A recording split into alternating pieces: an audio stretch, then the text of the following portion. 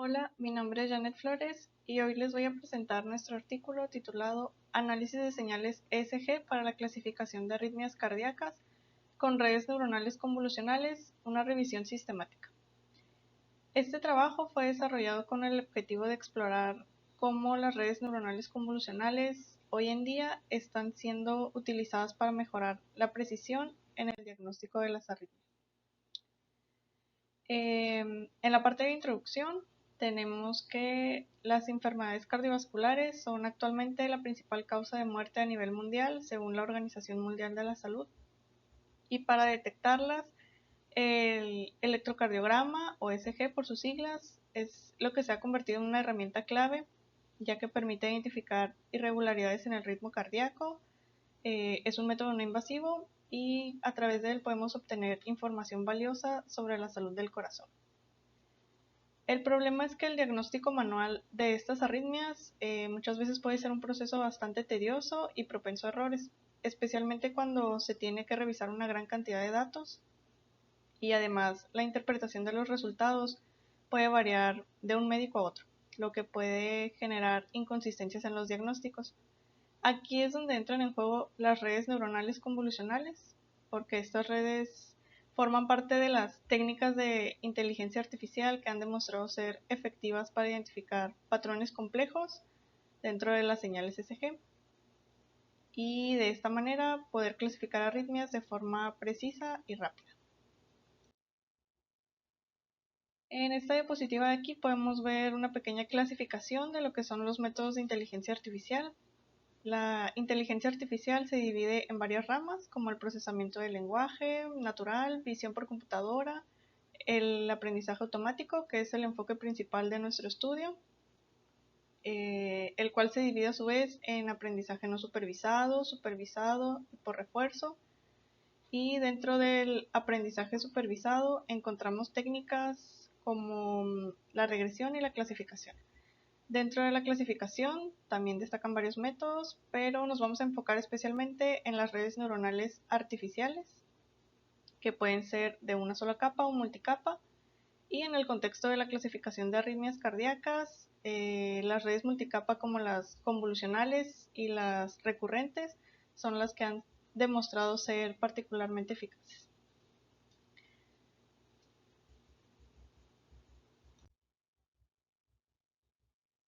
En nuestra investigación realizamos una búsqueda de los primeros 100 artículos que aparecían al buscar el procesamiento de señales ECG mediante las técnicas de aprendizaje automático, y lo que queríamos identificar pues eran cuáles son las más utilizadas en la actualidad para la clasificación de arritmias.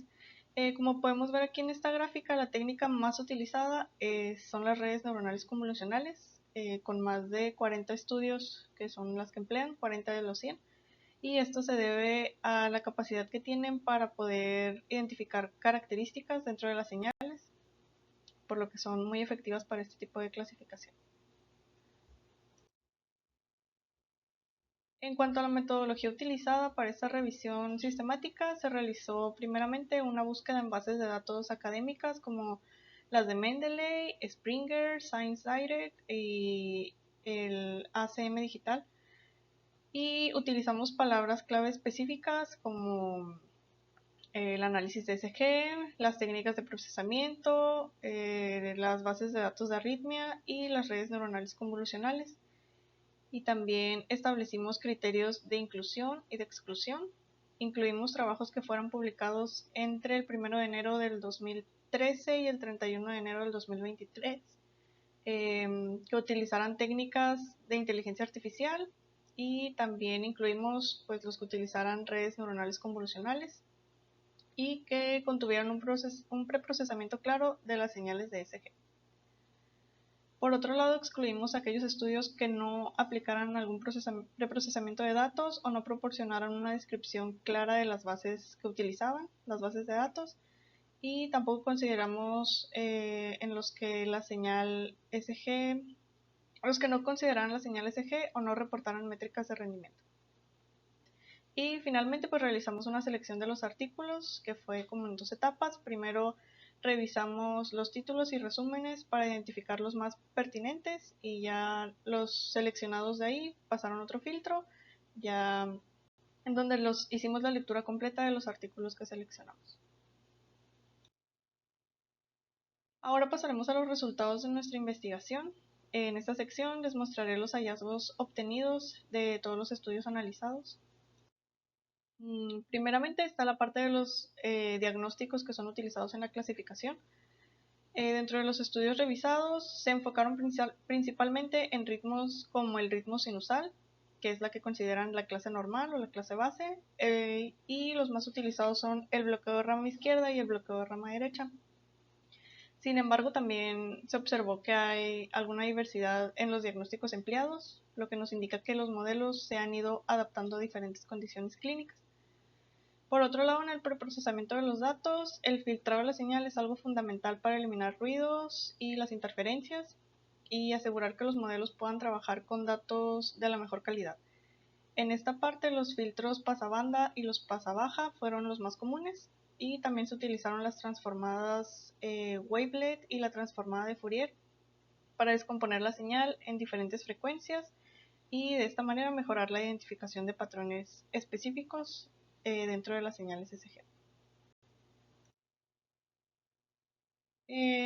Algunos estudios de los que revisamos emplearon la aumentación y la segmentación de datos también para mejorar la clasificación.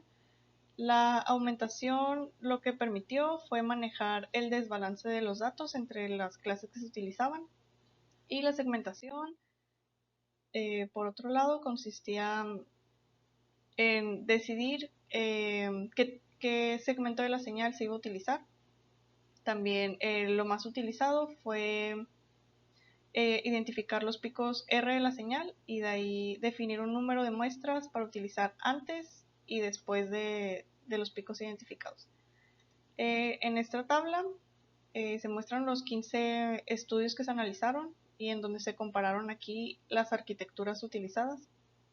Las arquitecturas de redes neuronales revisadas mostraron diferentes enfoques, como la incorporación de módulos de atención, y también algo muy usado fue la combinación de redes convolucionales con las redes de memoria a largo y corto plazo.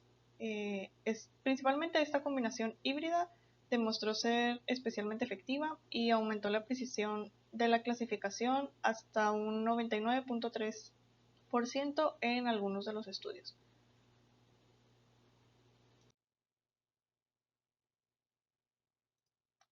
En la discusión de los resultados, pues identificamos varios aspectos clave. En cuanto al preprocesamiento, la efectividad de los modelos depende en gran medida de la elección correcta de las técnicas y los parámetros adecuados. Un mal preprocesamiento de los datos pues puede afectar la calidad de los datos y el rendimiento de los modelos. En el tema de las bases de datos más utilizadas, se observó que pueden presentar desequilibrios y esto afecta la capacidad de los modelos para generalizar correctamente. Y en cuanto a la precisión de los modelos, notamos que la adición de capas LSTM y módulos de atención es lo que mejora considerablemente la capacidad de detección de las arritmias. Y finalmente, que es fundamental realizar una selección cuidadosa de la arquitectura, de su configuración, ya que impacta directamente en el rendimiento del modelo. Además, también hay que tener en cuenta el tipo de aplicación que se le va a dar. Por ejemplo, si vamos a utilizar una aplicación de bajos recursos como en los dispositivos IoT, pues es necesario optimizar estas arquitecturas para que sean ligeras y que puedan funcionar eficientemente en estos entornos. Porque no necesariamente los modelos con más capas en su arquitectura son los que son más eficientes. Hay modelos que tienen una arquitectura ligera y que muestran una buena precisión dentro de la clasificación. Ya por último, en las conclusiones, nuestro análisis mostró que las redes neuronales convolucionales, cuando se combinan con otras técnicas, pues son altamente eficaces para la clasificación de arritmias, pero sin embargo, persisten desafíos como el desequilibrio de las bases de datos y la generalización a nuevas poblaciones. Proponemos como trabajo futuro unificar los parámetros de las bases de datos para mejorar la comparabilidad entre estudios. Y por último, el estudio realizado proporciona una base sólida para el desarrollo de los modelos más eficientes y guía futuras investigaciones en el diagnóstico automático de las arritmias. Aquí nada más presento algunas de las referencias utilizadas dentro de esta presentación. Y de mi parte eso sería todo. Muchas gracias por su atención.